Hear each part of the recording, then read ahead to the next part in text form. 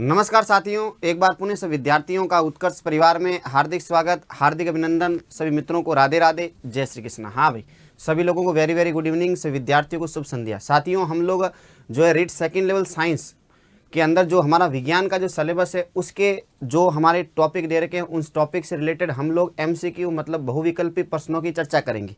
साथियों, प्रश्नों के साथ साथ लगभग हमारा अध्याय भी पूरा हो जाएगा। नमस्कार सभी लोगों को, नमस्कार, सत श्री अकाल, good evening, very very good evening.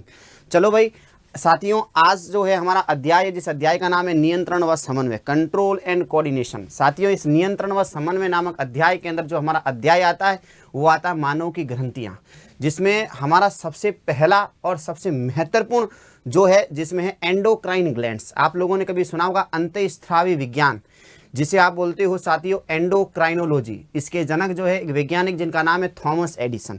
तो साथियों, थॉमस एडिसन की जो अंतःस्रावी विज्ञान है, इस विज्ञान के अंदर हम लोग देखेंगे कौन सी ग्रंथि से कौन सा हार्मोन निकलता है, वह हार्मोन मानव के शरीर में क्या कार्य करता है, उस हार्मोन की कमी या उस हार्मोन की अधिकता हो जाए तो मानव के शरीर में कौन से नकारात्मक प्रभाव पड़ेंगे, इस पर हम लोग क्या करेंगे, चर्चा करेंगे।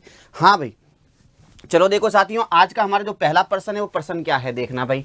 पहला प्रश्न क्या कह रहा है, पहला प्रश्न कह रहा है निम्नलिखित में से कौन सा हार्मोन पीयूष ग्रंथि से स्रावित होता है। आप लोगों से पूछा पीयूष ग्रंथि से कौन सा हार्मोन निकलता है।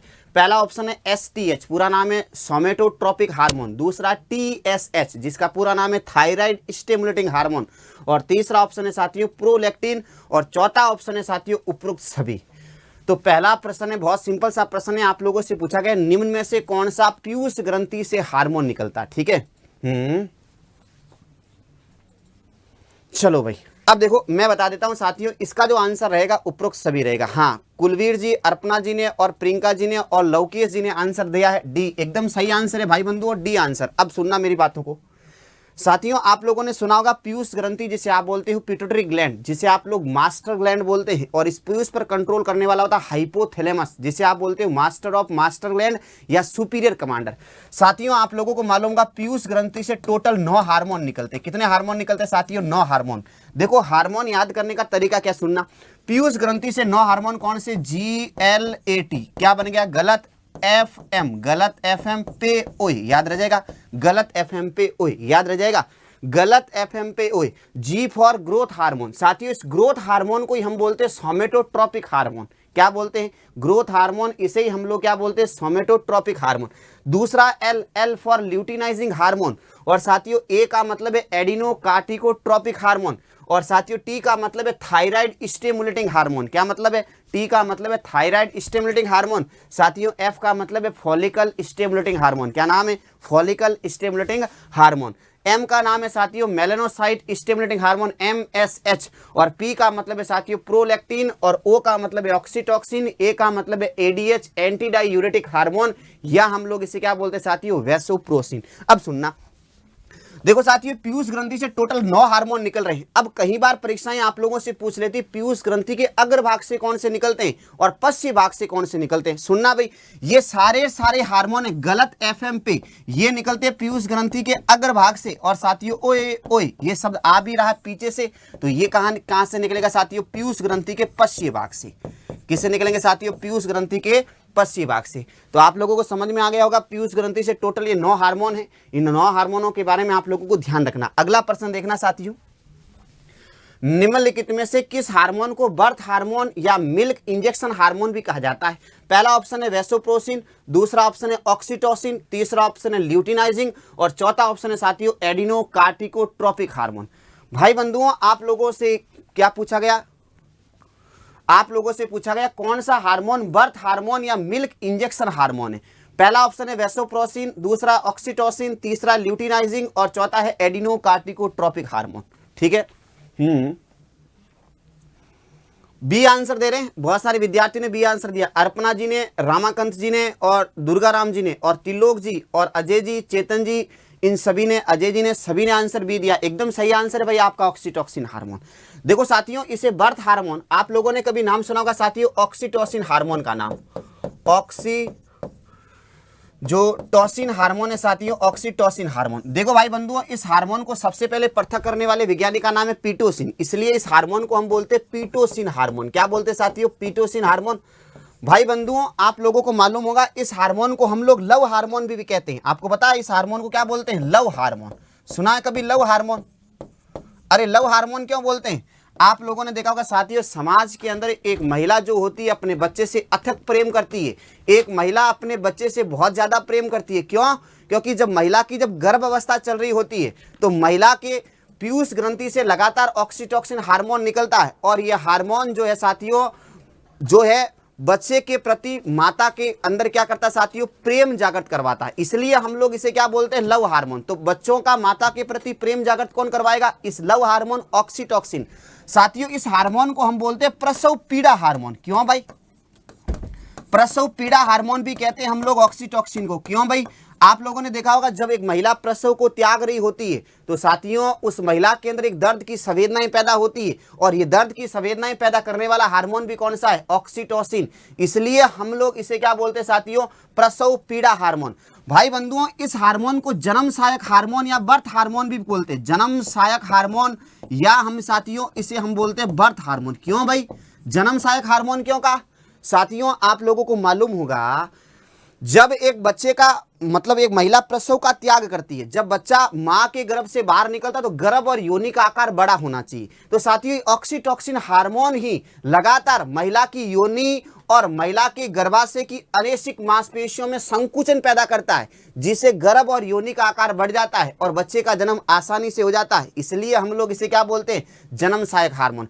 भाई बंधुओं आप लोगों को पता हो तो महिला या एक माता का जो प्रथम दूध होता है जिसे बोलते हैं खीस, उस खीस को तैयार भी कौन करता है? कौन तैयार करता है? ऑक्सीटोसिन। इसलिए साथियों इस हार्मोन को हम लोग मिल्क हार्मोन भी बोलते हैं। क्या बोलते हैं साथियों? मिल्क हार्मोन भी बोलते हैं। किसको? ऑक्सीटोसिन को। अगली बात सुनना। अब देखो वैसोप्रेसिन आप लोगों ने सुना होगा साथियों, इस हार्मोन को हम बोलते हैं ADH hormone, anti diuretic hormone. आप लोगों को मालूम होगा।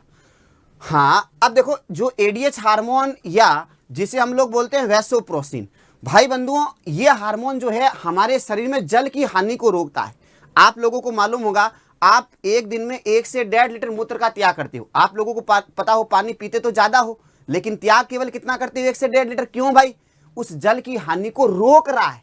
और यदि कोई व्यक्ति लंबे समय चाय कॉफी और अधिक मात्रा में अल्कोहल का सेवन करे तो साथियों इस हार्मोन की मात्रा घट जाती है, जिसके कारण व्यक्ति के शरीर में मूत्र निष्कासन की दर बढ़ जाती है और व्यक्ति में लक्षण आ जाता है क्या? पॉलीयूरेमिया, और व्यक्ति को बीमारी हो जाती है डायबिटीज इंसिपिडस रोग। ठीक है। दूसरा हार्मोन ऑक्सीटोसिन हो गया। ल्यूटिनाइजिंग हार्मोन क्या करेगा साथियों?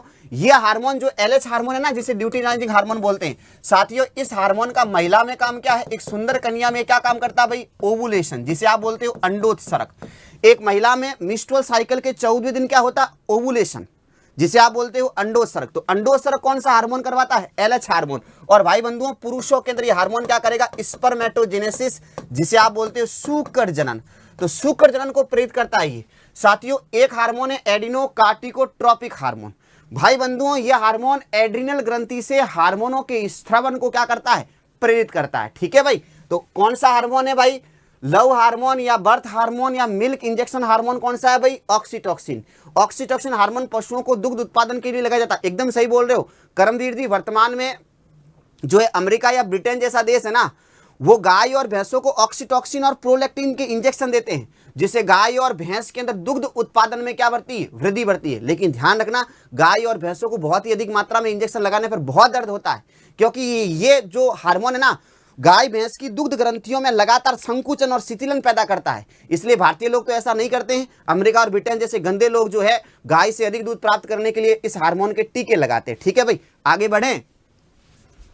चलो भाई अगला हार्मोन देखना साथियों। अगला हार्मोन कहता है निम्न में से किस रोग को थायराइड की आत्महत्या कहा जाता है? बहुत सिंपल सा प्रश्न, जल्दी आंसर बताओ। पहला ऑप्शन है गलगंड, दूसरा जड़ मानवता, तीसरा हासीमोटा, चौथा है मिक्सिडीमा। बताओ जी। बोल रहे हैं बी जड़ मानवता ना भाई। हाँ अभी आएगा मिल्क हार्मोन भी आ जाएगा। ठीक है।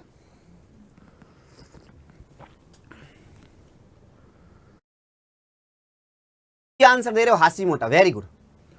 हाँ भाई गोपीचंद ने सी आंसर दिया, कोमल जी ने, आशा जी ने, हिमांशु जी ने, सीमा जी ने सी आंसर दिया, सोनू जी ने भी सी दिया, रेखा जी ने भी सी दिया। बहुत अच्छी बात है। जिन लोगों ने हासीमोटा नाम दिया एकदम सही बात है। अब सुनना ये बीमारी है क्या? देखो भाई बंधुओं, आप लोगों को मालूम होगा जो हमारी थायराइड ग्रंथि, नाम सुना कभी? थायराइड ग्रंथि जिसे आप लोग बोलते हैं अवट्टू ग्रंथि, ये श्वास नली के दोनों और अंग्रेजी वर्णमाला के एच आकार की या फिर तितली के आकार की होती है। मानव के शरीर में मिलने वाली सबसे बड़ी अंतःस्रावी ग्रंथि जिसका नाम है थायराइड ग्रंथि। भाई बंधु, ये थायराइड ग्रंथि जो है ना एक हार्मोन निकालती है, उस हार्मोन का नाम है थायरॉक्सिन। भाई बंधुओं, शरीर में एकमात्र ऐसी ग्रंथि जिसके हार्मोन निष्क्रिय अवस्था में पाए जाते हैं, मतलब ये हार्मोन निकालेगी लेकिन वर्क नहीं करेगी। क्यों? इनएक्टिव फॉर्म में। अभी एक्टिव कैसे होगा? आप लोगों को मालूम होगा थायरॉक्सिन हार्मोन को हम बोलते हैं आयोडीन मुक्त हार्मोन या आयोडीन रिलीजिंग हार्मोन। क्या बोलते हैं साथियों? आयोडीन मुक्त हार्मोन। भाई आयोडीन मुक्त हार्मोन क्यों बोलते हैं? सुनना भाई। हाँ, ये थायरॉक्सिन हार्मोन है कि नहीं, इसका निर्माण दो पदार्थों से होता है। एक का नाम है T3 और एक का नाम है T4। क्या नाम है साथियों? एक का नाम है T3 और एक का नाम है T4। T3 का पूरा नाम है साथियों ट्राई आयोडोथायरोनिन। क्या नाम है साथियों? Try iodothyronine. और साथियों T4 का नाम है टेट्रा। क्या नाम है? Tetra iodothyronine. क्या नाम है साथियों? Tetra iodothyronine. अब सुनो एक बार, सुनो साथियों, मैं कह रहा हूं इस हार्मोन का निर्माण दो पदार्थों से हो रहा, T3 और T4। सुनना, T3 और T4 का निर्माण किससे हो रहा? आयोडो मतलब आयोडीन। मतलब इस हार्मोन के निर्माण या इस हार्मोन के स्त्रवण हेतु किसकी आवश्यकता होती है? आयोडीन। इसलिए तो आपको कहा जाता है ऐसा भोजन या ऐसे पानी का सेवन करना चाहिए जिसमें क्या हो? आयोडीन। यदि मैं आपके 100 ml ब्लड को बाहर निकाल कर देखूं साथियों तो 0.3 ग्राम क्या मिलेगा? आयोडीन मिलेगा। क्या मिलेगा? आयोडीन मिलेगा। ठीक है। अब देखो, जैसे मान लो आपके शरीर में थायरॉक्सिन हार्मोन की कमी हो गई या थायराइड ग्रंथि ढंग से काम नहीं कर रही है, तो आप क्या करोगे? किसी चिकित्सक के पास जाओगे, डॉक्टर के पास जाओगे, तो चिकित्सक क्या करेंगे? आपके शरीर में ऐसी दवाइयों का निवेश करवाएंगे जो थायराइड ग्रंथि को उपचारित करे या थायराइड ग्रंथि से थायरॉक्सिन हार्मोन के स्त्रवण को प्रेरित करे। लेकिन कहीं बार आपका मस्तिष्क ये समझ लेता है कि जो दवाइयां आई है वो शरीर के लिए हानिकारक है, या इन दवाइयों को हमारा शरीर, विदेशी लोग समझ लेता है, ये समझ लेता है कि ये शरीर को नुकसान पहुंचाने के लिए आई। तो हमारा इम्यून सिस्टम ही क्या करता है साथियों? एंटीबॉडी का निर्माण कर कर उस दवाई को भी नष्ट कर देता है, और भाई बंधुओं थायराइड ग्रंथि को भी नष्ट कर देता है। इसलिए थायराइड ग्रंथि बेचारी हंस हंस कर मोटी होकर मर जाती है। इसी बीमारी को तो हम क्या बोलते हैं? हासी मोटा। हंस क्यों रही है?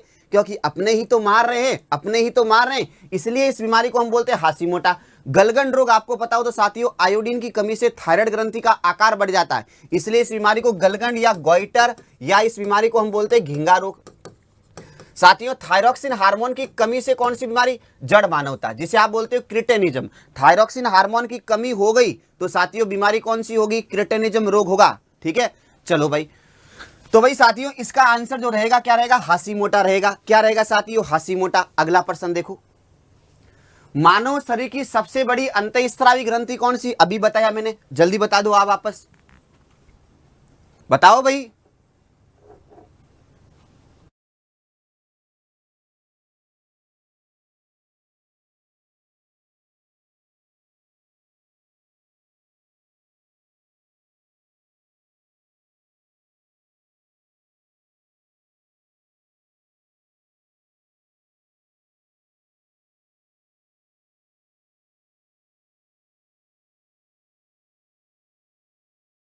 आशा जी, आशा जी, उमेश जी, लक्ष्मी जी, सुंदर जी और अर्पणा जी का आंसर एकदम सही है भाई।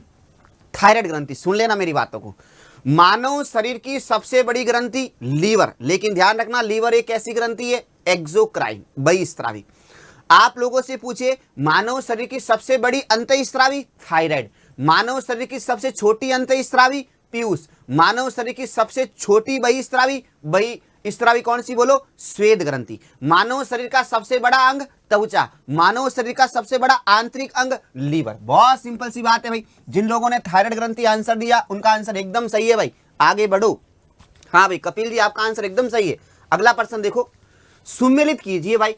एक तरफ आप लोगों को अंतःस्रावी ग्रंथियां दे रखी है, एक तरफ आपको स्रावित हार्मोन दे रखा है। पीनियल ग्रंथि, वृषण, अंडाशय, पीयूष, वैसोप्रोसिन, मिलेटोनिन, टेस्टोस्टेरोन और प्रोजेस्टेरोन। मिलान करनी है, कर लो।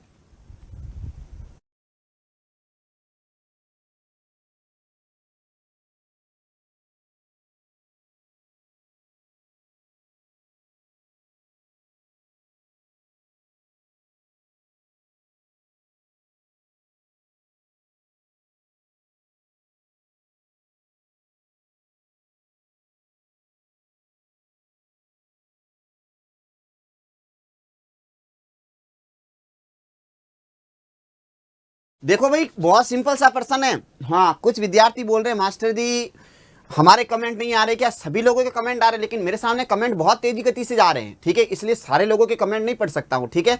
तो आप सभी के कमेंट आ रहे हैं, बिल्कुल भी आप घबराए नहीं, टेंशन ना ले, कमेंट सभी के मेरे पास पहुंच रहे हैं। चलो मैं मिलान करता हूँ।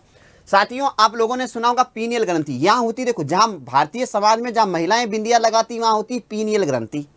आपको पता हो तो आपके मूड का, आपके नींद का, आपकी जैविक क्रियाओं को कंट्रोल करने के लिए, आपकी त्वचा के रंग को कंट्रोल करने के लिए पीनियल ग्रंथि एक हार्मोन निकालती है साथियों। उस हार्मोन का नाम है मेलेटोनिन। क्या नाम है साथियों? मेलेटोनिन। अब वृषण नाम सुना होगा साथियों, पुरुषों के जो प्राथमिक जननांग है वृषण, वृषणों के अंदर एक कोशिका होती है, इसका नाम है लीडिंग सेल। उस लीडिंग सेल से एक हार्मोन निकलता है, उसका नाम है टेस्टोस्टेरोन। क्या नाम है साथियों? टेस्टोस्टेरोन। साथियों, अंडा से ओवेरी नाम सुना होगा साथियों, अंडा से नाम सुना होगा, महिला का प्राथमिक जननांग। महिला के जो अंडा से उसके अंदर दो प्रकार की झिल्लियां होती, एक होती है कार्पस लूटियम, वहां से निकलता है प्रोजेस्टेरोन हार्मोन, और एक होती है ग्रैफियन फॉलिकल, वहां से निकलता है एस्ट्रोजन हार्मोन। तो देखो मिलान कर लो भाई। पीयूष ग्रंथि, अभी मैं आप लोगों को बता चुका हूं, पीयूष ग्रंथि के पीछे वाले भाग से हार्मोन निकल रहा कौन सा? वैसोप्रोसिन।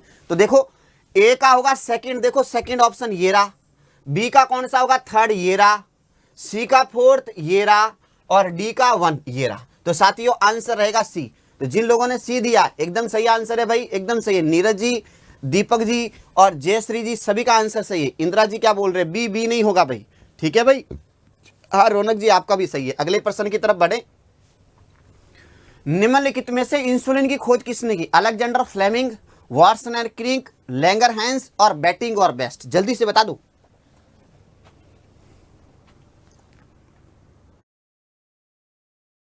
आप लोगों से पूछा गया इंसुलिन की खोज करने वाले वैज्ञानिक कौन है? बहुत सिंपल सा प्रश्न है भाई। अंबिका जी सी बता रहे हैं, लैंगरहैंस ने ना भाई। टीना जी भी सी कह रहे हैं ना भाई, लैंगरहैंस तो नहीं है भाई। इंसुलिन की खोज करने वाले वैज्ञानिक का नाम, अर्पणा जी बोल रहे हैं डी बेटिंग व बेस्ट, एकदम सही है।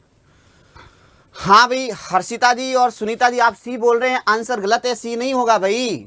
हाँ, नगमा जी बोल रहे हैं डी, एकदम सही है। और हिमानी जी बोल रहे हैं डी, और प्रदीप जी सी बोल रहे नहीं होगा भाई। अब देखो इधर देखो भाई, आप लोगों को मालूम होगा अलेक्जेंडर फ्लेमिंग का नाम सुना होगा साथियों। अलेक्जेंडर फ्लेमिंग ने एक फंगस, एक कवक थी जिसका नाम था पेनिसिलियम नोटेटम, और उससे सबसे पहली एंटीबायोटिक बनाई जिसका नाम है पेनिसिलियम। और साथियों आप लोगों को याद होगा सेकेंड वर्ल्ड वॉर के अंदर अमेरिकी घायल सैनिकों के उपचार में अलेक्जेंडर फ्लेमिंग के द्वारा बनाई गई पेनिसिलियम को एंटीबायोटिक के रूप में उसके उपचार में काम लिया गया, इसलिए फ्लेमिंग साहब को चिकित्सा के क्षेत्र में मिला था नोबेल पुरस्कार। भाई बंधुओं, वाटसन और क्रिक तो आप लोगों को याद होगा डीएनए के डबल हेलिक्स मॉडल को जो है समझाया था, इसलिए इनको भी जो है जीव विज्ञान के क्षेत्र में क्या मिला? नोबेल पुरस्कार। भाई बंधुओं, लैंगरहैंस नाम सुना कभी? लैंगरहैंस ने तो क्या किया? लैंगरहैंस ने तो जो हमारी अग्नाशय ग्रंथि है उसके अंतःस्रावी भाग की खोज की जिसका नाम है लैंगरहैंस द्वीप का है, जिसमें 4 प्रकार की कोशिका, अल्फा, बीटा, डेल्टा और एफ सेल। और भाई बंधुओं, सबसे पहले इंसुलिन को प्राप्त करने वाले वैज्ञानिक का नाम है बेटिंग और बेस्ट। क्या नाम है साथियों? बेटिंग व बेस्ट ने सबसे पहले इंसुलिन को प्राप्त किया। भाई बंधु, एक वैज्ञानिक का नाम और याद रखना, फ्रेडरिक सेंगर। क्या नाम है साथियों? Frederick Sanger. फ्रेडरिक सेंगर साहब ने इंसुलिन की आणविक संरचना की खोज की, इसलिए फ्रेडरिक सेंगर साहब को भी क्या मिला है? जीव विज्ञान के क्षेत्र में नोबेल पुरस्कार। तो भाई बंधु, इसका आंसर होगा डी। साथियों एक और याद रखना, इंसुलिन प्रथम ऐसी कृत्रिम प्रोटीन है जिसे प्रयोगशाला में सबसे पहले तैयार किया गया। यह भी कई परीक्षा सवाल पूछ चुकी है कि प्रयोगशाला में सबसे पहले बनने वाली प्रोटीन का नाम क्या है? इंसुलिन। तो भाई बंधु, इसका आंसर होगा बेटिंग और बेस्ट। अगले प्रश्न की तरफ बढ़े। निम्न में से कौन सी ग्रंथि महिलाओं के मासिक चक्र, शरीर के सोने जागने के चक्र, तापमान का नियंत्रण करती है? थायराइड ग्रंथि, पीनियल ग्रंथि, अग्नाशय ग्रंथि और एड्रिनल ग्रंथि। जल्दी बताओ भाई, जल्दी से बताओ मेरे लाल लालियों, इसका आंसर क्या होगा? हाँ, मानव शरीर में रक्त का पीएच कितना होता है? कविता जी, मानव शरीर में रुधिर का पीएच 6.4 होता है, सॉरी 7.4 होता है, और मानव के मूत्र का पीएच 6.4 होता है। शुक्राणु का पीएच जो है 7.4 होता है, वीर्य का पीएच 7.4 होता है, आमाशय का पीएच जो है 1.2 से 1.4 होता है, मुख गुहा का पीएच साथियों जो है 6.8 होता है, और जो आपकी छोटी आंतों के अंदर आने वाले अग्नाशय रस का पीएच 8.4 होता है। बी होगा, पीनियल ग्रंथि बोल रहे हो, बहुत अच्छी बात है। अनीता जी, अंजना जी, रविकांत जी, अनूप जी, बहुत अच्छी बात है भाई। जिन विद्यार्थी जो बी आंसर दे रहे एकदम सही बात है। साथियों आप लोगों को मालूम होगा पीनियल ग्रंथि जो है महिलाएं जहां बिंदिया लगाती वहां पर होती है, और साथियों इससे एक हार्मोन निकलता है, उस हार्मोन का नाम है मिलेटोनिन। क्या नाम है साथियों? मिलेटोनिन।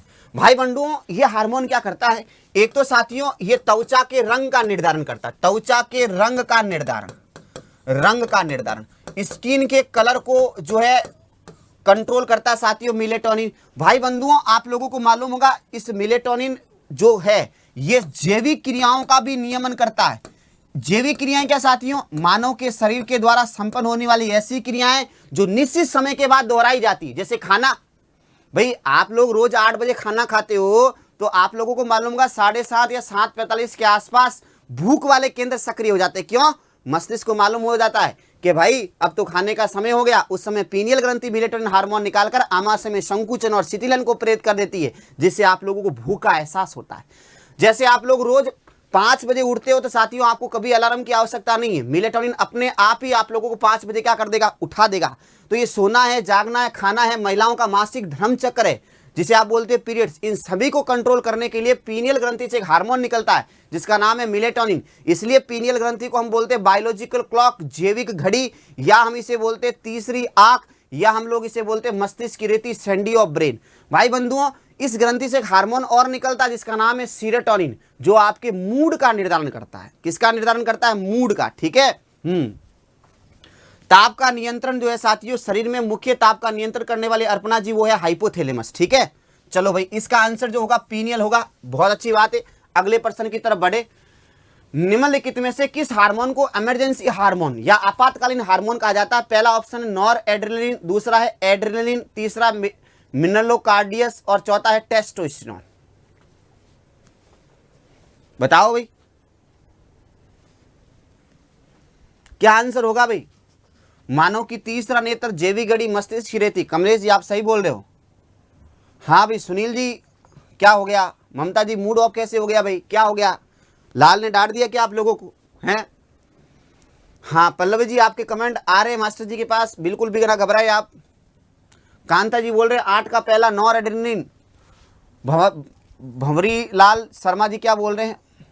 B answer. चेतन जी बोल रहे हैं बी, अक्षय जी बी बोल रहे हैं, हनुमान जी बी बोल रहे हैं। हाँ भाई अब देखो भाई आप लोगों को मालूम होगा साथियों एड्रिनल ग्रंथि नाम सुना होगा आप लोगों ने। भाई बंधुओं आपकी जो किडनी है उस किडनी के ऊपर होती है, इसलिए इसका नाम बोलते हैं अधिवक्र। अधि मतलब ऊपर, वक्र मतलब किडनी, किडनी के ऊपर है इसलिए इसको ना बोलते हैं अधिवक्र। भाई बंधुओं आप लोगों को मालूम होगा इस ग्रंथि को हम लोग क्या बोलते हैं? इस ग्रंथि को हम आपातकालीन बोलते हैं। क्या बोलते हैं? आपातकालीन। इस ग्रंथि को हम संकटकालीन ग्रंथि भी बोलते हैं। क्या बोलते हैं? संकटकालीन बोलते हैं। इस ग्रंथि को साथियों विजडम ऑफ लाइफ भी कहते हैं। क्या बोलते हैं? Wisdom of life. और भाई बंधुओं इस ग्रंथि को हम लोग क्या और क्या नाम देते हैं साथियों? 3F ग्रंथि भी नाम देते हैं, और इस ग्रंथि को हम लोग 4S ग्रंथि भी देते हैं। सुनना क्यों भाई? देखो आपातकालीन क्यों कहा है या विजडम ऑफ लाइफ क्यों कहा? क्योंकि मस्तिष्क को चेतावनी देकर हमें संकट से उबारती। अब सुनो, मान लो अभी मास्टर जी आपकी कक्षा में पढ़ा रहे हैं, अचानक कक्षा में शेर आ जाए तो मास्टर जी क्या करेंगे? शेर से लड़ेंगे या आपको पढ़ाते रहेंगे? बताओ क्या करेंगे? मास्टर जी बस एक ही काम करेंगे, चुपचाप यहां से भाग जाएंगे। क्यों? जैसे ही मास्टर जी की मस्तिष्क ने शेर को देखा तो हमारी एड्रिनल ग्रंथि ने एपिनेफ्रिन और नॉर एपिनेफ्रिन दोनों हार्मोनों को बाहर निकालना शुरू कर दिया। और भाई बंधुओं इसने मेरे शरीर में ब्लड प्रेशर को, मेरे हृदय की धड़कन को और मेरे डर के केंद्र को इसने क्या कर दिया? सक्रिय कर दिया। इसलिए मैं उस संकट से उबर कर बाहर निकल जाऊंगा। जैसे आप लोगों ने कई बार झूला झूला होगा साथियों, देखा होगा झूले में, जैसे मान लो ये लाल और लाली झूले झूलने गए हैं किसी मेले के अंदर, तो भाई बंधु आप जैसे ही झूले में बैठते हो तो देखा होगा कई बार आपको असहज अनुभव होता है। क्यों? क्योंकि अब आपकी एड्रिनल ग्रंथि सक्रिय हो चुकी है, क्योंकि झूले को पहले ही मस्तिष्क ने देख लिया है। मस्तिष्क ने क्या कर लिया है? देख लिया, और मस्तिष्क को लग गया झूला इतना ऊपर जा रहा है, इसका मतलब लाल और लालिया नीचे गिर सकती है और इनकी जान को खतरा है। तो एड्रिनल ग्रंथि बैठते ही सक्रिय, और जैसे जैसे झूला ऊपर जाना शुरू, आपके शरीर में एपिनेफ्रिन और नॉर एपिनेफ्रिन का लेवल बढ़ता रहेगा। और भाई बंधुओं इसका लेवल जब बढ़ेगा तो रक्त वाहिनियों में रक्तदाब बढ़ेगी, हृदय की धड़कन बढ़ेगी, और साथियों डर के केंद्र सक्रिय हो जाएंगे। और झूला जब टॉप पर आ जाएगा तो साथियों अंदर से एक आवाज आएगी, लाल और लालियों पकड़ लो क्या झूला। तो देखो झूला पकड़ा है आप लोगों को। अब सोचो ये नहीं होता तो कुछ और ही पकड़ रहे होते। तो क्या उस संकट से उबर पाते ये लोग? बिल्कुल भी नहीं उबर पाते। तो झूला पकड़ाने के लिए कौन काम आई है? एड्रिनल ग्रंथि। तो भाई बंधुओं, नॉर एड्रेनलिन और एड्रेनलिन दोनों ही हार्मोन को हम लोग क्या बोलते हैं? Emergency hormone. तो इसका आंसर ए भी राइट है, इसका आंसर बी भी राइट है। ठीक है भाई, आगे बढ़े, आगे बढ़ो। हाँ, अब देखना भाई अगला प्रश्न क्या, सूची 1 को सूची 2 से मिलान करो। पहला थायरॉक्सिन हार्मोन, दूसरा हाशीमोटो रोग, तीसरा ऑक्सीटोसिन हार्मोन, चौथा पीनियल, फिर थायराइड की आत्महत्या, लव हार्मोन, कायांतरण में सहायक और जैविक घड़ी। बता दो जल्दी से। अरे भाई मिलान कर लो।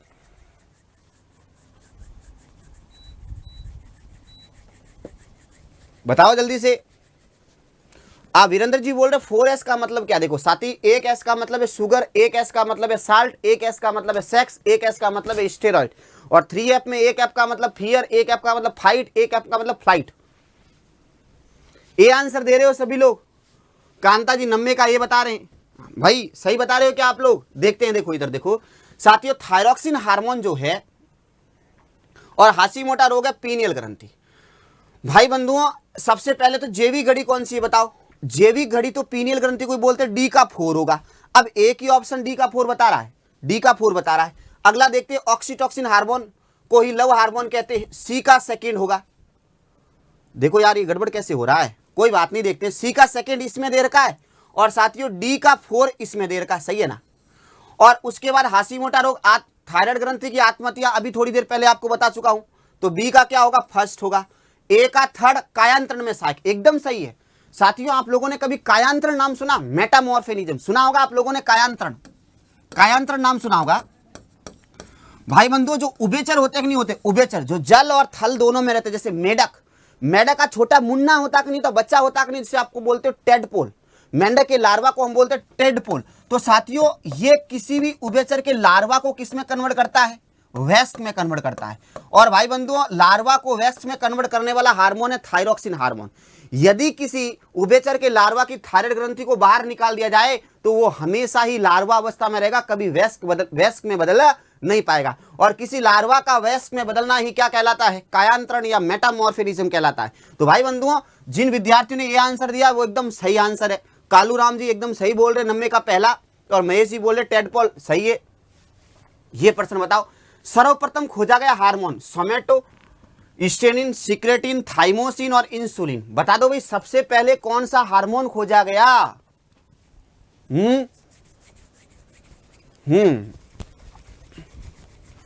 सबसे पहले किस हार्मोन की खोज हुई है? सोमेटो, स्टेनिन, सिक्रेटिन, थाइमोसिन या इंसुलिन? बताओ भाई। सही है सर, फर्स्ट में। कल का टॉपिक जो होगा मानव का तंत्रिका तंत्र होगा, ठीक है भाई। 10वें का डी बता रहे हैं, इंसुलिन। बहुत गंदी बात है। ममता जी सही नहीं, आप, भारती जी आप भी गलत हो, हिमानी जी ये बता रहे हैं आप भी गलत हो, अर्पणा जी भी बता रहे एकदम सही है, अर्पणा जी का आंसर एकदम सही है, बी। संगीता जी भी बता रहे एकदम सही है। साथियों सबसे पहला खोजा गया हार्मोन सिक्रेटिन है, ध्यान रखना। सबसे पहले इस हार्मोन की खोज हुई सिक्रेटिन। आप लोगों को मालूम होगा ये हार्मोन 2 जगह से निकलता है, एक तो ग्रहणी की म्यूकोसा झिल्ली से, ग्रहणी की म्यूकोसा झिल्ली से निकलता है, म्यूकोसा झिल्ली से। एक तो ये निकलता ग्रहणी की म्यूकोसा झिल्ली से, और साथ ही निकलता गॉल ब्लैडर जिसे आप बोलते हो पित्ताशय से। साथियों इंसुलिन तो आपको याद होगा अग्नाशय ग्रंथि की बीता कोशिका से निकलता है।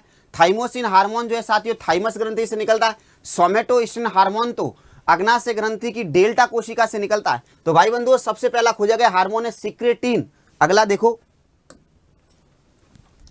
4S ग्रंथि है यकृत, अंडाशय, वृषण या एड्रिनल। अभी थोड़े समय पहले बताकर आए, जल्दी से बता दो किस ग्रंथि को 4S ग्रंथि कहा जाता है? बताओ भाई।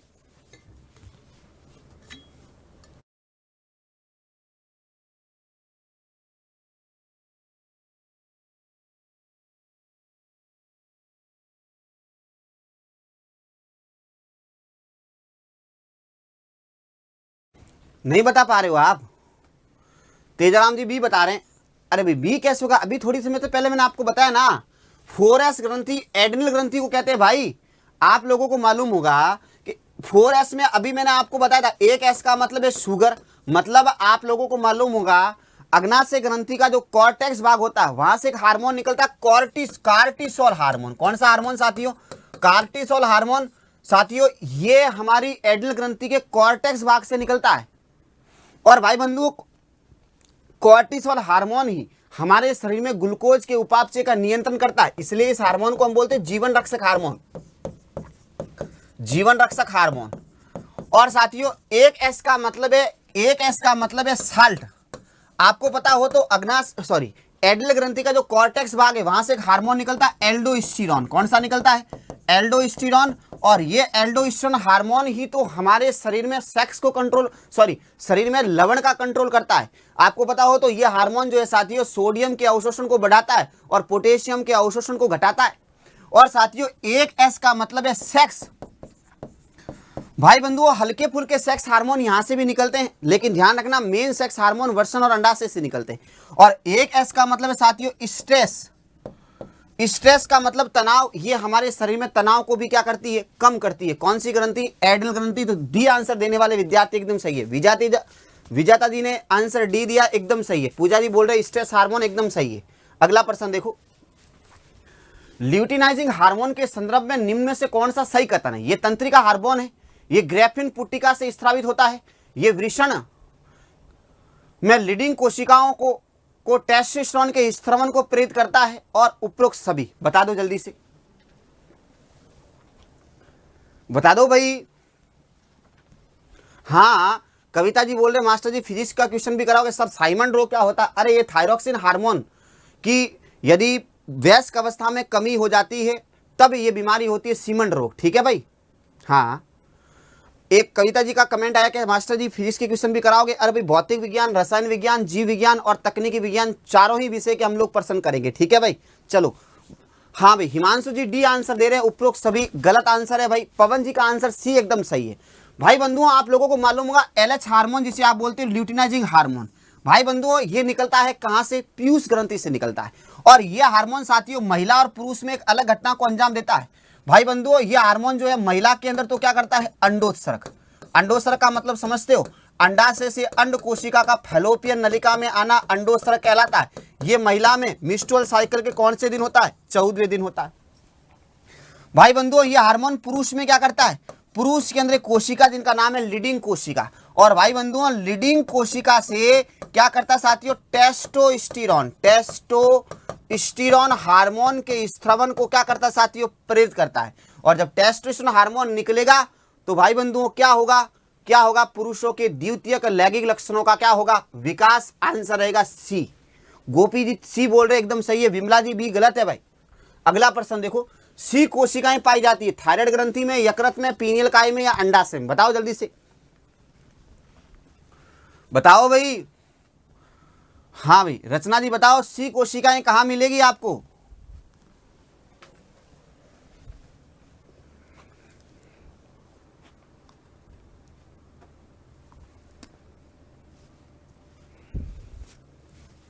मैं बता देता हूं भाई।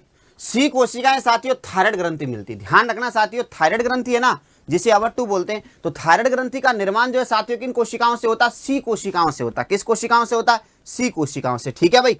अगला प्रश्न देखना, हार्मोन के खोजकर्ता कौन है साथियों? थॉमस एडिसन, कुहन, स्टारलिंग और डार्विन।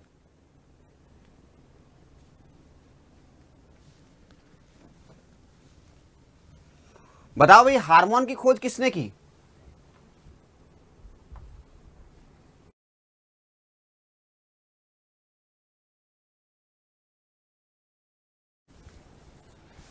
चौदहवें का आंसर बताओ भाई। 13वां तो हो गया भाई प्रियंका जी। अशोक जी 14वें का आंसर बताओ, हार्मोन की खोजकर्ता कौन है?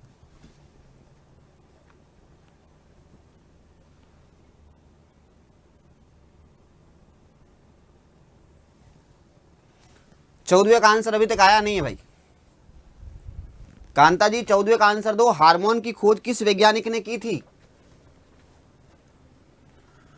मैं बता देता हूं चलो साथियों। थॉमस एडिसन तो आप लोगों ने नाम सुना होगा। इन्हें हम बोलते हैं अंतःस्रावी विज्ञान का जनक। क्या बोलते हैं? अंतःस्रावी विज्ञान का जनक, फादर ऑफ एंडोक्राइनोलॉजी। ठीक है साथियों। आप लोगों ने कभी डार्विन का नाम सुना होगा साथियों। इन्होंने तो विकास या इवोल्यूशन के बारे में बताया था। हार्मोन नाम देने वाले वैज्ञानिक नामकर्ता साथियों कौन है? कुहन है। और साथियों हार्मोन की खोज करने वाले वैज्ञानिक का नाम क्या है साथियों? स्टारलिंग। कौन है साथियों? तो हार्मोन की खोज किस वैज्ञानिक ने की साथियों? स्टारलिंग ने की। किसने की? स्टारलिंग। एकदम सही है, सी आंसर जिन विद्यार्थियों ने दिया, प्रीति जी, रमेश जी, सुनीता जी, इनका आंसर एकदम सही है। अगला प्रश्न देखो, मानव शरीर में नींद व मूड का निर्धारण करने के लिए हार्मोन सीरोटोनिन, ऑक्सीटोसिन, सिक्रेटिन या वैसोप्रेसिन, बताओ भाई, नींद और मूड का निर्धारण कौन सा हार्मोन करता है? 15वें का आंसर दो भाई।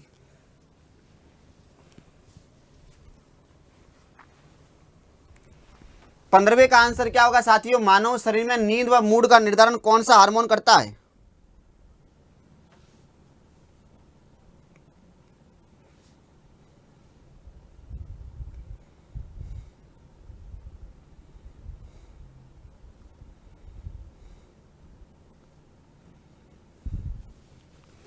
बी आंसर दे रहे हो, ऑक्सीटोसिन। ना भाई, हरेंद्र जी आंसर दे रहे हैं ए, एकदम सही बात है भाई, ए भी गलत, हाँ ए सही एकदम, सीरोटोनिन सही है। भाई बंधु आप लोगों को मालूम होगा पीनियल ग्रंथि से एक हार्मोन निकलता है, उस हार्मोन का नाम है सीरोटोनिन। सुनना, पीनियल ग्रंथि से दो हार्मोन निकलता है, एक सीरोटोनिन और मिलेटोनिन। मिलेटोनिन और सीरोटोनिन दोनों ही नींद का निर्धारण करते हैं। कौन? मिलेटोनिन। लेकिन साथियों जो सीरोटोनिन हार्मोन है कि नहीं, सीरोटोनिन, ये हार्मोन जो है मिलेटोनिन की सहायता करता है नींद के निर्धारण में और साथ में मूड के निर्धारण में। भाई बंधुओं आप लोगों को मालूम होगा नींद के आधार पर भी समाज में भांति भांति प्रकार के लोग हैं। समाज में कुछ ऐसे लोग हैं जिनकी 5-6 घंटे में नींद पूरी हो जाती है और कुछ ऐसे भयानक लोग भी हैं जिनकी 15-15, 20-20 घंटों में नींद पूरी नहीं होती। क्यों? अब देखो जैसे ही आप लोगों को नींद आनी शुरू होती है साथियों तो शरीर में सेरोटोनिन का लेवल बढ़ता है और जब पीक पर चला जाता है तो सब समझ लेना ये लाल या लाली बहुत ही गहरी नींद में क्या कर रहे हैं? सो रहे हैं। और जब सेरोटोनिन का लेवल वापस 0 हो जाता है उस समय हमारी नींद पूरी हो जाती है। तो कुछ लोगों को पीक में ले जाने में 5 घंटे लगते हैं तो नींद 5 घंटों में पूरी, और कुछ लोगों को पीक में ले जाने में 10-15 घंटे लग जाते हैं तो उनकी नींद 15 या 10 घंटों में क्या होगी? पूरी होगी। तो भाई बंधु इसका आंसर होगा सीरोटोनिन। क्या होगा? सीरोटोनिन। अगला प्रश्न देखो, मेंढे के लार्वा का वयस्क में रूपांतरण को कायांतरण कहते हैं और कायांतरण का नियमन कौन करता है? अभी थोड़े समय पहले मैं बता चुका हूं, कायांतरण का नियमन करने वाला हार्मोन का नाम है थायरोक्सिन। क्या नाम है साथियों? थायरोक्सिन। तो थायरोक्सिन हार्मोन ही जो है साथियों कायांतरण का नियमन करता है और मैं आपको बता चुका हूं कायांतरण का मतलब है किसी लार्वा का वयस्क में बदलना ही क्या कहलाता है? कायांतरण। ठीक है। हाँ देव गोदारा जी मेरे कमेंट पक्के नहीं दिखते, आपके कमेंट दिखते हैं तभी तो मास्टर जी आपके कमेंट पढ़ पा रहे हैं। अगला प्रश्न देखो, पुरुष में कौन सी कोशिकाएं वृषणीय हार्मोन एंड्रोजन का संश्लेषण व स्त्रवण करती है? सट्टोली कोशिकाएं, म्यूकस कोशिकाएं, स्पर्मेटोगोनिया, लीडिंग कोशिकाएं, बताओ भाई। बता दो भाई कौन सी कोशिकाएं जो है साथियों जो है वृषणीय हार्मोन एंड्रोजन्स, एंड्रोजन्स का नाम सुना होगा साथियों, टेस्टोस्टेरोन एक हार्मोन, एक एंड्रोजन हार्मोन है, इसका संश्लेषण व स्त्रवण कौन सी कोशिकाएं करती है भाई? अब सुनो मेरी बात, अब सुनना साथियों, आप लोगों के वृषणों के अंदर मिलती है वृषण पालियां। आपके वृषण या पुरुष के वृषण में लगभग 200 से 250 वृषण पालियां होती है जो वृषण की संरचनात्मक व क्रियात्मक इकाई होती है, जिन्हें इंग्लिश में हम टेस्टिस लोब्यूल बोलते हैं। इन प्रत्येक वृषण पाली में 2 से 3 क्या होती है? शुक्रजन नलिकाएं। तो भाई बंधु शुक्रजन नलिकाओं में तो 2 प्रकार की कोशिकाएं मिलेगी, एक तो मिलती है जर्म सेल या जर्म कोशिका या जननी कोशिका, और भाई बंधुओं एक कोशिका मिलती है जिसका नाम है सट्टोली कोशिका। क्या नाम है? सट्टोली कोशिका। और भाई बंधुओं शुक्रजन नलिकाओं के बाहर वाले क्षेत्र को हम बोलते हैं अंतराली क्षेत्र, और अंतराली क्षेत्र में विशेष प्रकार की कोशिकाएं जिन्हें हम बोलते हैं अंतराली कोशिकाएं। क्या बोलते हैं साथियों? अंतराली कोशिकाएं, या इन कोशिकाओं को हम बोलते हैं लीडिंग सेल। क्या बोलते हैं? Leading cell. इसे हम लीडिंग कोशिका भी कहते हैं। अब सुनना मेरी बातों को भाई बंधुओं, जो जर्म कोशिका है कि नहीं, इससे तो क्या होता है? शुक्राणुओं का निर्माण, शुक्राणुओं का निर्माण। किसका निर्माण होता है? शुक्राणुओं का निर्माण किन कोशिकाओं से होता है? जर्म कोशिकाओं से होता है। सट्टोली कोशिकाओं का काम है साथियों शुक्राणुओं को पोषण देना। क्या काम है साथियों? इसका काम है शुक्राणुओं को पोषण देना, शुक्राणुओं को पोषण देना।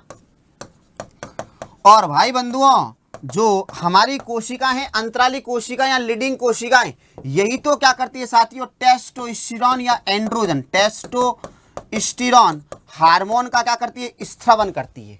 तो साथियों इसका आंसर लीडिंग कोशिका होगी। स्पर्मेटोगोनिया तो क्या होती है बताओ भाई? जो अगतिशील शुक्राणु होते हैं और जिससे हम शुक्राणुओं का निर्माण हो रहा है उसका नाम है स्पर्मेटोगोनिया। क्या नाम है साथियों? स्पर्मेटोगोनिया। तो आंसर क्या रहेगा? डी रहेगा भाई। ठीक है, ममता जी एकदम सही बोल रहे हैं। रॉकी जी आपके कमेंट आ रहे हैं। अगला प्रश्न देखो, पीयूष ग्रंथि कौन सा हार्मोन स्रावित नहीं करती? वृद्धि hormone, vasopressin hormone, melatonin hormone और प्रोलैक्टिन। बहुत सिंपल सा प्रश्न आगे देखो। और अभी मैं थोड़े समय पहले आप लोगों को बता चुका हूं पीयूष ग्रंथि से कौन कौन से हार्मोन निकलते हैं।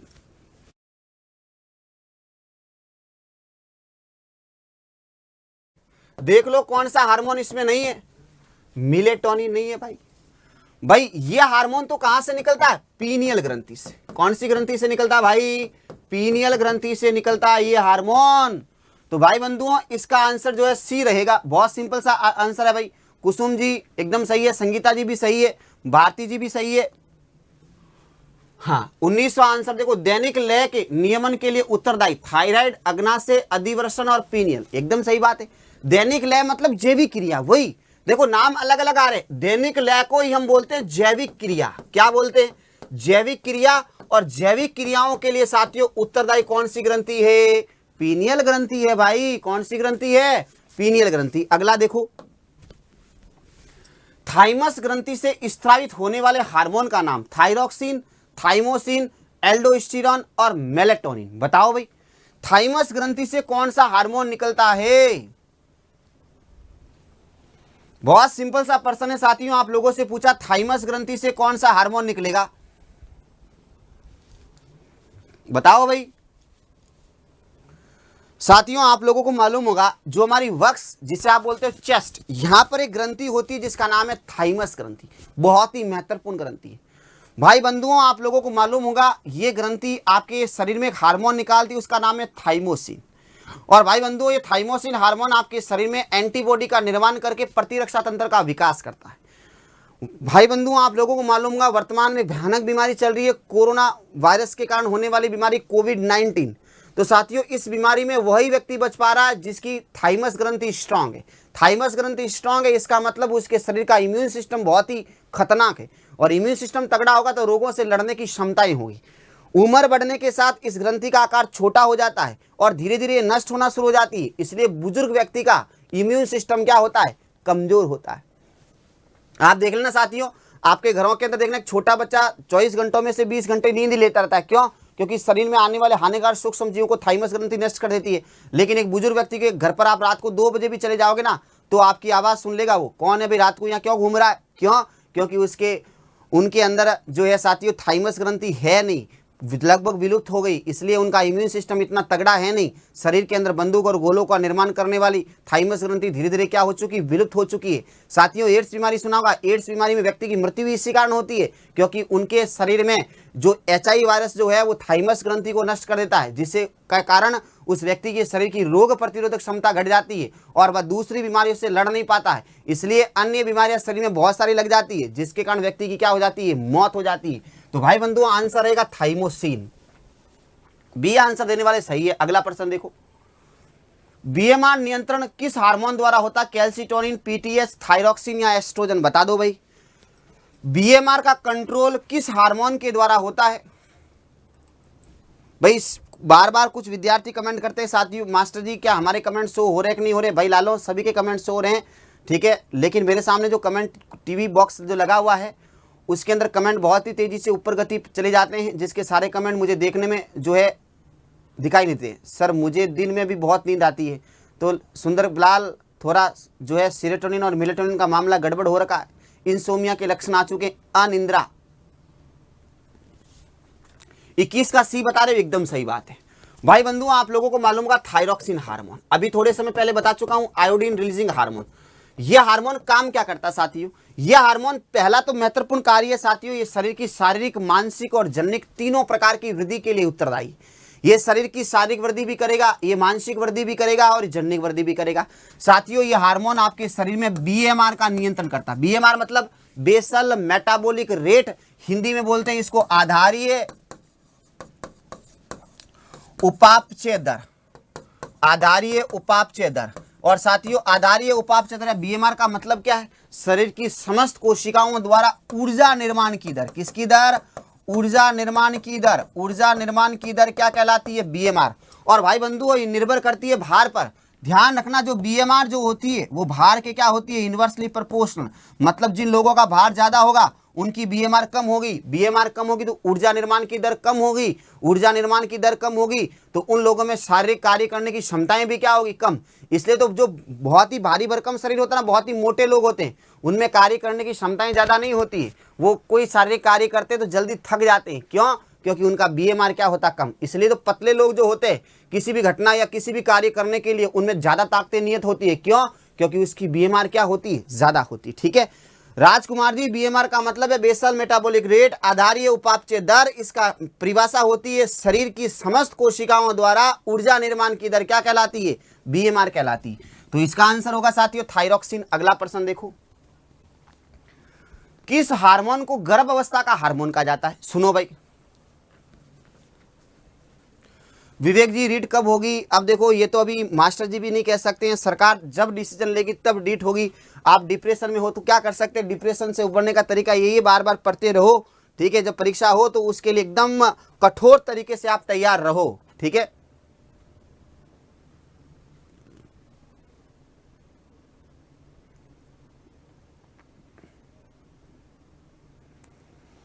सुनो भाई, पीटीएस का मतलब बताओ। पीटीएस का मतलब है पैराथायराइड हार्मोन। पीटीएस जो आपकी पैराथायराइड ग्रंथि से निकलता। बी आंसर दे रहे हैं प्रोजेस्टेरॉन, एकदम सही बात है। सुनना साथियों, आप लोगों ने सुना होगा जो आपके अंडाशय के अंदर एक तो है साथियों ग्रैपियन फॉलिकल। क्या नाम है साथियों? ग्रैपियन फॉलिकल। और साथियों ए का नाम है कार्पस लूटियम। क्या नाम है साथियों? Corpus luteum. ग्रैपियन फॉलिकल और कार्पस लूटियम का नाम सुना होगा साथियों आप लोगों ने। देखो साथियों, जो ग्रैपियन फॉलिकल है वहां से एक हार्मोन निकलता है, उस हार्मोन का नाम है एस्ट्रोजन हार्मोन। भाई बंधुओं, यह हार्मोन महिला के द्वितीयक लैंगिक लक्षणों का विकास करता है। मतलब महिला के अंदर जो है स्तनों का विकास करता है। साथियों, महिला के कमर के नीचे वाला भाग नितंब भाग को बड़ा करता है, जनन अंगों का विकास करता है।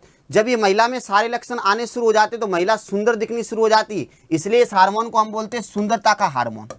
क्या बोलते हैं साथियों? सुंदरता का हार्मोन। साथियों, आप लोगों ने सुना होगा जो प्रोजेस्टेरॉन हार्मोन, जब महिला के शरीर में प्रोजेस्टेरॉन हार्मोन का जो है लेवल बढ़ता है उस समय महिला में अंडोत्सर्ग होता है। और महिला में अंडोत्सर्ग होगा, इसका मतलब महिला के अंदर अब शुक्राणु और अंडाणुओं की मुलाकात हो सकती है। इसलिए अब महिला क्या हो सकती है? गर्भवती हो सकती है। इसलिए साथियों, जो कार्पस ल्यूटियम से जो हार्मोन निकलता है जिसका नाम है प्रोजेस्टेरॉन हार्मोन, इसलिए इस हार्मोन को हम बोलते हैं गर्भ अवस्था का हार्मोन। क्या बोलते हैं? गर्भ अवस्था का हार्मोन।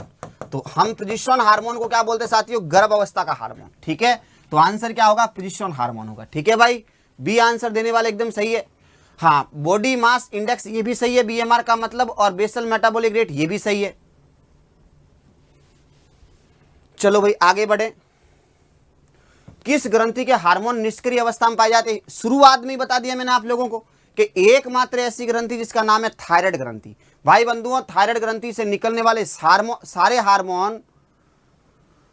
हार्मोन जो है साथियों निष्क्रिय अवस्था में मिलेंगे। जैसे थायरॉक्सिन हार्मोन निष्क्रिय अवस्था में, जब शरीर में आयोडीन जाएगा तभी थायरॉक्सिन हार्मोन निकलना शुरू होगा। इसलिए हम बोलते हैं साथियों, सर सुंदरता का विटामिन किसे कहते हैं? विटामिन ई को सुंदरता का विटामिन कहते हैं। ठीक है भाई, चलो तो आंसर क्या होगा? थायराइड होगा। अगला प्रश्न देखो, कौन सा हार्मोन विटामिन डी के विपरीत कार्य करता है? बहुत अच्छा प्रश्न है साथियों। आप लोगों को मालूम होगा, विटामिन डी नाम सुना कभी आप लोगों ने? साथियों, जो विटामिन डी है ना, जिसे आप लोग बोलते हैं सनशाइन विटामिन या धूप का विटामिन। देखो साथियों, वर्तमान में विज्ञान तो बहुत उन्नत हो चुका है, लेकिन मानव के मस्तिष्क में इतना विज्ञान उन्नत नहीं हुआ है। जैसे कहीं जो दंपति लोग जो होते हैं अपने बच्चों के लिए, हड्डियों के विकास के लिए जो है विटामिन डी के बड़े बड़े पैकेट लेके आते हैं। मेरे हिसाब से ये विटामिन डी के पैकेट आप महंगे महंगे लेके आते हो, इसकी आवश्यकता भी नहीं। आप क्या करो, बच्चे को 2 घंटे धूप में मुर्गा बना दो, बापू का खोप भी रहेगा और विटामिन डी भी मिल जाएगा। भाई आप लोगों को मालूम होगा, आपकी स्किन के अंदर साथियों एक कोलेस्ट्रॉल होता है जिसका नाम है 7 हाइड्रोक्सी कोलेस्ट्रॉल। क्या नाम है साथियों? 7 हाइड्रोक्सी कोलेस्ट्रॉल। और भाई बंधुओं, जब सूर्य से गिरने वाला जो अल्ट्रावायलेट लाइट है, ये जो अल्ट्रावायलेट लाइट है साथियों, ये 7 हाइड्रोक्सी कोलेस्ट्रॉल को कन्वर्ट कर देता कैल्सिफेरॉल में। इसलिए हम लोग विटामिन डी को हम बोलते हैं धूप का विटामिन। और साथियों, ये कैल्सीफेरॉल हार्मोन जो है ना ब्लड के अंदर क्या करेगा, कैल्शियम के लेवल को बढ़ाएगा। क्या करेगा साथियों, कैल्शियम के लेवल को बढ़ाएगा। अब सुनना भाई बंधुओं, किस हार्मोन को जो है साथियों, एक पीटीएच हार्मोन सुना होगा आप लोगों ने, जो पैराथायराइड हार्मोन है, जो पैराथायराइड ग्रंथि से निकलता है। इस हार्मोन का काम भी तो क्या है, ब्लड में कैल्शियम के लेवल को बढ़ाना। लेकिन भाई बंधुओं, थायराइड ग्रंथि से एक हार्मोन निकलता है जिसका नाम है थायरॉक्सिन। ये हार्मोन है ना थायरॉक्सिन, थायरॉक्सिन, और एक हार्मोन निकलता है कैल्सिटोनिन। क्या निकलता है साथियों, कैल्सिटोनिन। भाई बंधुओं, ये कैल्सिटोनिन हार्मोन है ना, इसका काम है ब्लड में कैल्शियम के लेवल को घटाना। तो यह हार्मोन कैल्शियम के लेवल को घटा रहा है और विटामिन डी कैल्शियम के लेवल को बढ़ा रहा है। तो विपरीत काम कौन कर रहा है भाई, कैल्सिटोनिन कर रहा है। इसलिए हम लोग इसे बोलते हैं विटामिन डी के विपरीत काम करने वाला हार्मोन। और किस विटामिन को हार्मोन विटामिन कहा जाता है, विटामिन डी को। ठीक है, अगला प्रश्न देखो,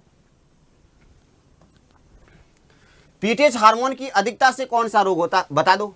टिटेनी, जड़ मानवता, प्लूमर रोग और ऑस्टियोपोरोसिस। देखो साथियों, आप लोगों ने कभी पीटीएच हार्मोन सुना होगा, पैराथायराइड। साथियों, यदि पीटीएच हार्मोन का काम है ब्लड के अंदर कैल्शियम के लेवल को बढ़ाना, क्या काम है, ब्लड में कैल्शियम के लेवल को बढ़ाना और फॉस्फेट के लेवल को घटाना। यदि इस हार्मोन की कमी होती है तो साथियों एक बीमारी होती है जिसका नाम है टिटेनी, या इस बीमारी को हम बोलते हैं अपतानिका। क्या बोलते हैं, अपतानिका।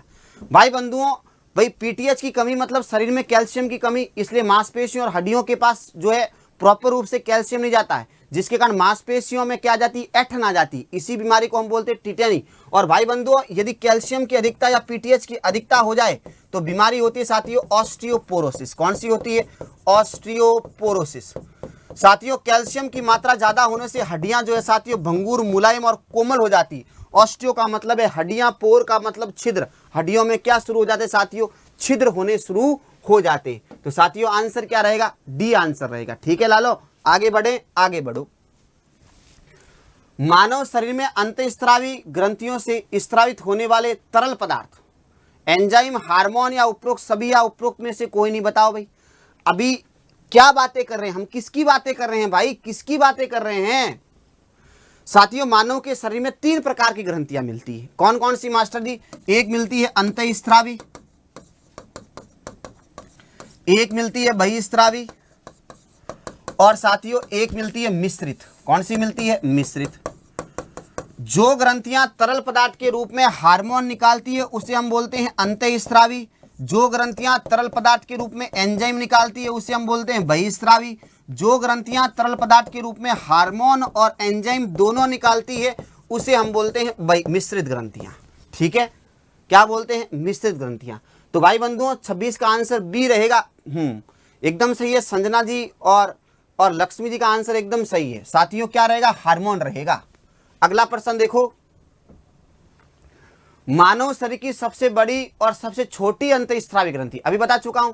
मानव शरीर की सबसे बड़ी अंतःस्रावी थायराइड और सबसे छोटी कौन सी है, पीयूष ग्रंथि। बता चुका हूं मैं आप लोगों को। सबसे बड़ी अंतःस्रावी थायराइड और सबसे छोटी अंतःस्रावी पीयूष। सबसे बड़ी बहिस्रावी यकृत, सबसे छोटी बहिस्रावी स्वेद ग्रंथि। ठीक है, आगे बढ़ो। शुक्राणुओं का पोषण किस कोशिकाओं से मिलता है? भाई बंधुओं बिल्कुल सिंपल सी बात है, जर्म कोशिका है ना, इससे तो शुक्राणुओं का निर्माण होता है। शुक्राणुओं का निर्माण किन कोशिकाओं से, जर्म कोशिकाओं से। लीडिंग कोशिकाएं तो टेस्टोस्टेरोन हार्मोन का स्त्रवण करती है। सट्टोली कोशिका शुक्राणु को पोषण देती है साथियों, क्या करती है, पोषण देती है। और साथियों एल्फा कोशिका तो अग्नाशय से मिलती है, जो एक हार्मोन निकालती है, इसका नाम है ग्लूकागॉन हार्मोन। कौन सा हार्मोन निकालती है, ग्लूकागॉन हार्मोन निकालती है। क्या करती है साथियों, ग्लूकागॉन हार्मोन को बाहर निकालती है। तो आंसर क्या रहेगा साथियों, सट्टोली कोशिका, सी आंसर रहेगा।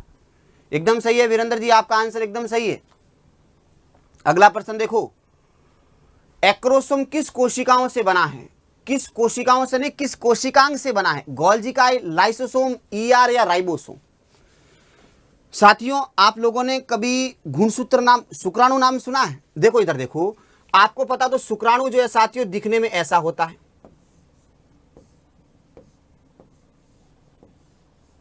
ये ऐसा, ये शुक्राणु है साथियों।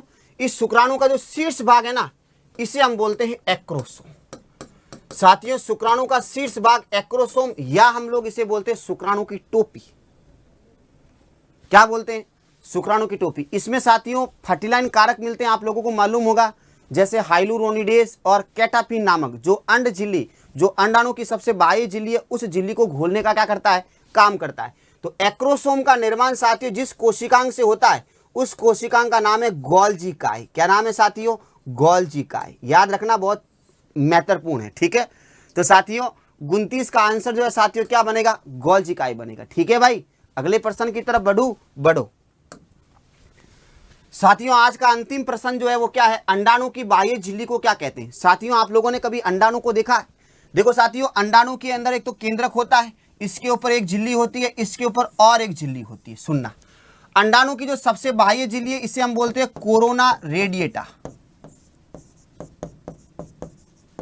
और साथियों अंदर वाली झिल्ली है इसे हम बोलते हैं जोना पेल्यूसिडा, जोना पेल्यूसिडा। भाई बंधुओं, इस कोरोना रेडिएटा के अंदर जो है एंटी फर्टिलाइन कारक होते हैं, और शुक्राणु के फर्टिलाइन और अंडाणु के एंटी फर्टिलाइन कारक ही मिलकर साथियों किस घटना को अंजाम देते हैं, निषेचन जैसी घटना को क्या करते हैं साथियों, अंजाम देते हैं। तो साथियों कोरोना रेडिएटा जो है साथियों अंडाणु की सबसे बाह्य झिल्ली, ठीक है भाई। तो भाई बंधुओं ये आज का हमारा अध्याय था जिसका नाम है नियंत्रण व समन्वय। इसके अंदर हम लोगों ने ग्रंथियों से परीक्षा के अंदर जो महत्वपूर्ण प्रश्न है जो आपकी परीक्षा में आ चुके, ऐसे प्रश्नों का हम लोगों ने अध्ययन किया। साथियों कल हम लोग आएंगे नए प्रश्नों को लेकर, जिन अध्याय का नाम है साथियों तंत्रिका तंत्र। नर्वस सिस्टम से रिलेटेड हम जो परीक्षा में सवाल आए हुए हैं, जो आने लायक हैं, ऐसे प्रश्नों की हम लोग चर्चाएं करेंगे। तो साथियों आप लोगों से विदाई लेने का समय हो चुका है, तो मुलाकात करेंगे हम लोग कल वापस। तब तक सभी भाई बंधुओं को बाय, सभी भाई बंधुओं को bye, take care, have a nice day. जय हिंद, जय भारत, राधे राधे, जय Shri Krishna, bye bye, have a nice day.